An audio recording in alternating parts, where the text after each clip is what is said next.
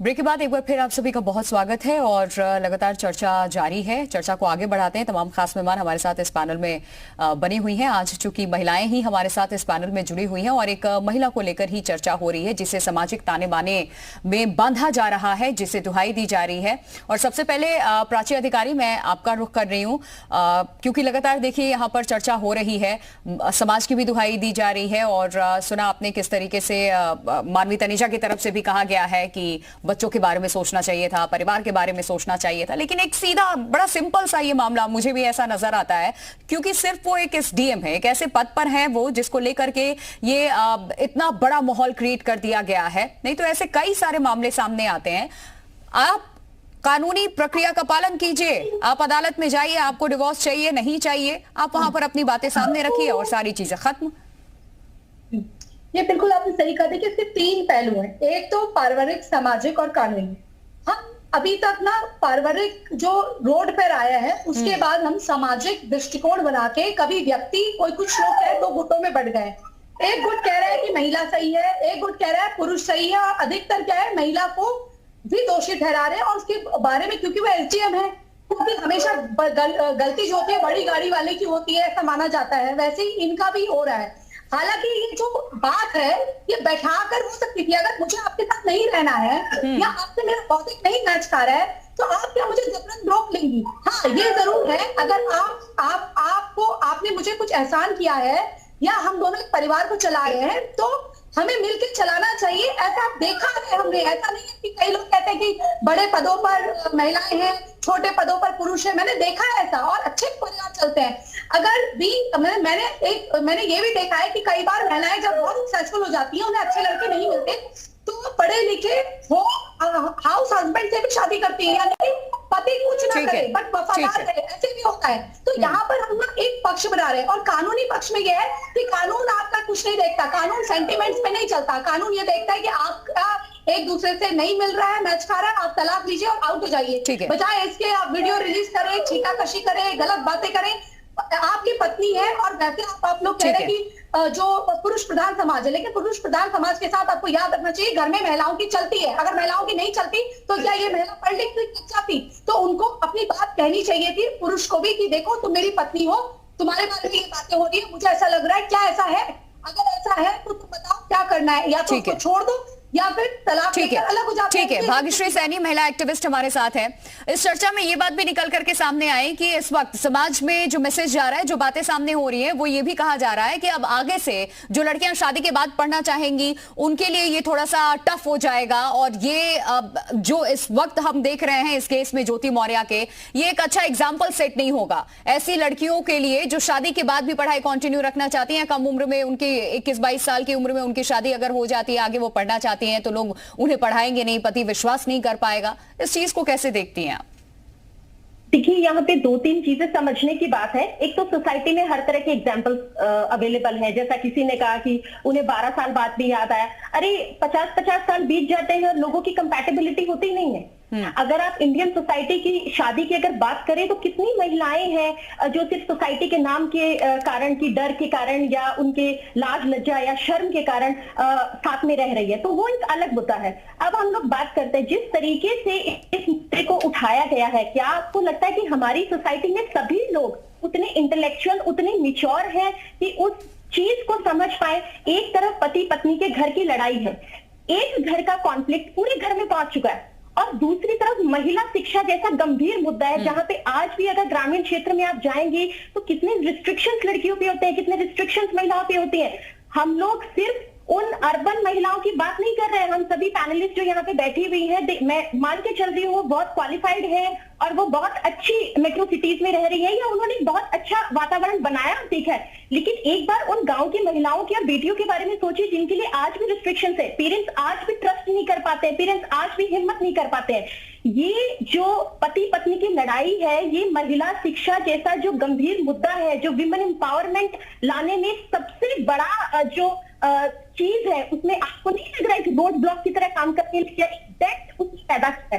देखिए हमारे यहाँ पे रूल ऑफ लॉ है, अगर पति पत्नी को अलग होना है हमारे यहाँ पे लॉ बने हुए हैं, यहाँ कॉन्स्टिट्यूशन है, यहाँ रूल ऑफ लॉ है। मेरे कहने से, आपके कहने से कुछ भी नहीं होगा। ठीक है, उसको पढ़ाया या उस महिला को उसके साथ रहने की उसकी इंडिविजुअल एथिक्स है। हो सकता है कि उसको जो चीज एथिकल लग रही हो सोसाइटी को अनएथिकल लग रही हो, तो ये सारी चीजों को देखने की जरूरत है।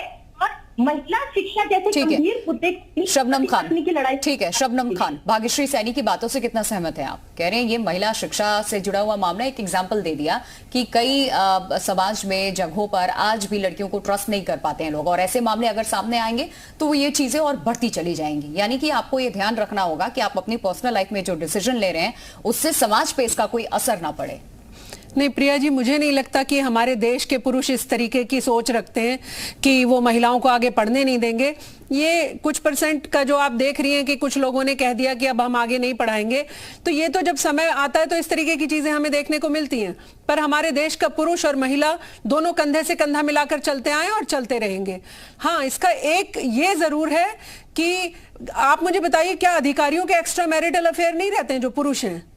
लेकिन आपने कितनी पत्नियों को छोड़ के भागते देखा है कि नहीं क्योंकि इसका एक्स्ट्रा मैरिटल अफेयर? लड़ती हैं महिलाएं, लड़ती हैं अपने हक के लिए, कहती हैं नहीं मैं इसके साथ ही रहूंगी और मैं लड़ूंगी, मेरा पति है, मेरा अधिकार है। तो महिलाओं की सोच ऐसी होती है, पुरुषों की सोच थोड़ी अलग है।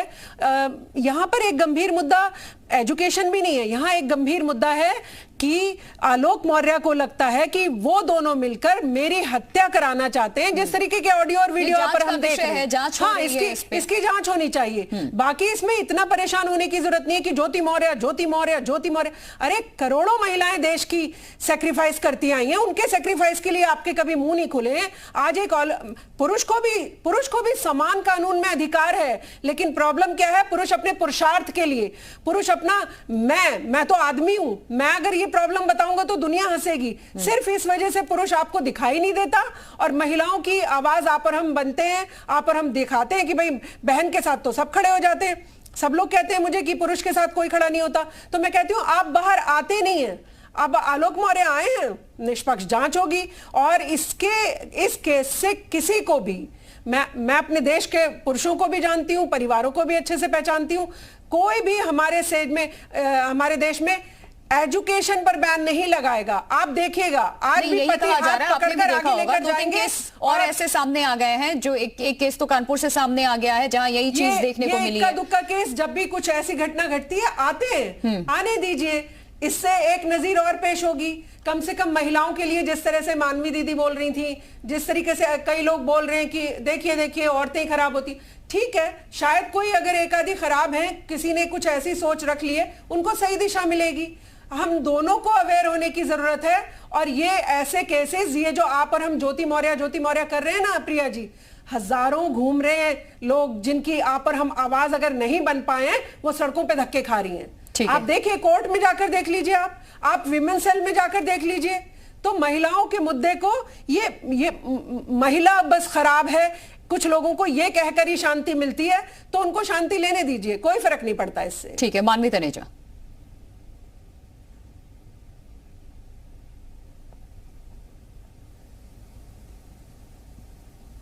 चलिए, मानवी तनेजा का वापस मैं रुख करूंगी और इसी को लेकर के हम बात कर रहे थे। एक बार फिर प्राची, मैं आपका रुख कर रही हूं क्योंकि आपने भी बताया कि किस तरीके से ये मामला 3 भागों में बढ़ चुका है और सबसे ज्यादा अगर किसी पे ध्यान दिया जा रहा है तो वो महिलाओं की शिक्षा से इसे जोड़ करके देखा जा रहा है। देखिए, सबसे पहले तो मैं एक बात और रखना चाहूंगी, इसमें आप एक छोटा सा पॉइंट मिस कर रहे हैं हम लोग। जो महिलाएं कोर्ट अदालत का दरवाजा खटखटाएंगी और कुछ होकर डिवोर्स में होंगी, आप देख लीजिएगा, क्योंकि जिन्हें कॉन्फिडेंस होगा कि नहीं, आपको लगता है कि ये चीज इतनी ज्यादा हावी हो जाएगी और वाकई इस चीज को इतना तूल देने की जरूरत है?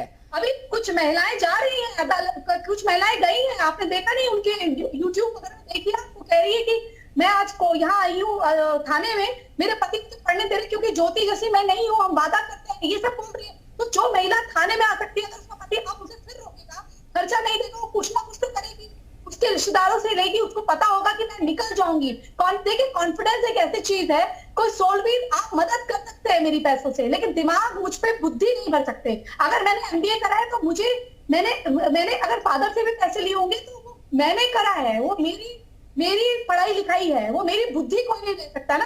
तो ये चीज आपको समझनी चाहिए, ये कहीं ना कहीं परिवार तोड़ भी सकती है अगर पुरुष इसमें ऐड गए। और महिलाओं को भी सुना है कि अगर वो वहां एसडीएम है और मैं अगर एक कर्मचारी हूं तो वहां वो मैडम है, मैं उसका एम्प्लॉय, उसके नीचे काम कर रहा हूँ, कोई बात नहीं, लेकिन घर में